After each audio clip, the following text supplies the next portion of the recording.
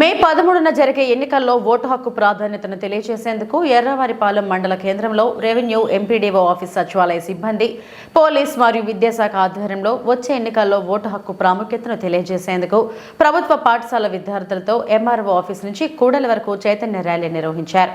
Bus stand కూడలిలో మానవాహారం నిలబడి ప్రతిజ్ఞ చేయించారు. ఎలాంటి ప్రలోభాలకు లోను కాకుండా నిజాయితీగా నిష్పక్షపాతంగా ఓటు వేసి సమర్థవంతమైన నాయకత్వాన్ని ఎన్నుకోవాలని సూచించారు. డబ్బు, మద్యం వంటి ప్రలోభాలకు గురికాకుండా ఓటు వేస్తేనే అభివృద్ధి సాధ్యమవుతుందని అన్నారు. 18 సంవత్సరాలు నిండిన ప్రతి ఒక్కరూ ఓటు హక్కును వినియోగించుకోవాలని విజ్ఞప్తి చేశారు. ఈ కార్యక్రమంలో మండలంలోని అన్ని శాఖల అధికారులు, విద్యార్థులు, ప్రజలు పాల్గొన్నారు. ఎన్నికల్లో పాల్గొని వాళ్ళ అమూల్యమైన ఓటును వినియోగించుకోవాల్సిన ఉద్దేశంతో ఇప్పుడు ప్రతిజ్ఞ మన ఎన్నికలు చేయిస్తారు. దయచేసి మీ ముందు కుడి చేతిని ముందుకు చాచి సార్ చెప్పిన విధంగా చెప్పండి.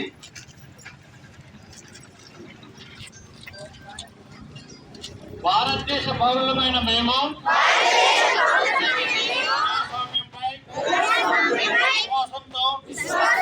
మన దేశ ప్రజాస్వామ్య సంప్రదాయాలను నిష్పక్షపాత ప్రశాంత ఎన్నికల ప్రభావాన్ని జాతి, కులం, వర్గం, భాష లేదా ఎటువంటి ఒత్తిడులకు కాకుండా ప్రతి ఎన్నికల్లో నిర్భయంగా చేస్తామని మూలంగా ప్రతిజ్ఞ చేస్తున్నాం. ఉద్యోగస్తులైతే మళ్ళా చేస్తున్నా వాళ్ళకి ఖచ్చితంగా దీన్ని శాంతినత చేసుకుంటామని చెప్పి మరోసారి మీకు గుర్తు చేస్తున్నాం.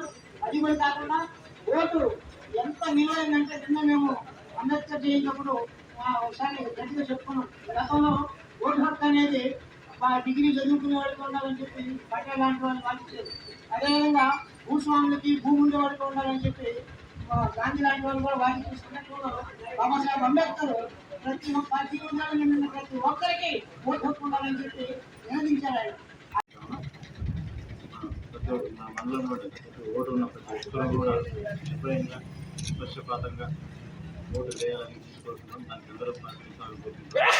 ఏదైనా ప్రాబ్లం ఉన్న ఏడల ఓటు వేసి కానీ అటువంటి కూడా మా దృష్టికి తీసుకురావాల్సిందో కోరుతున్నాం. అందరికీ విజ్ఞప్తి చేస్తున్నాను.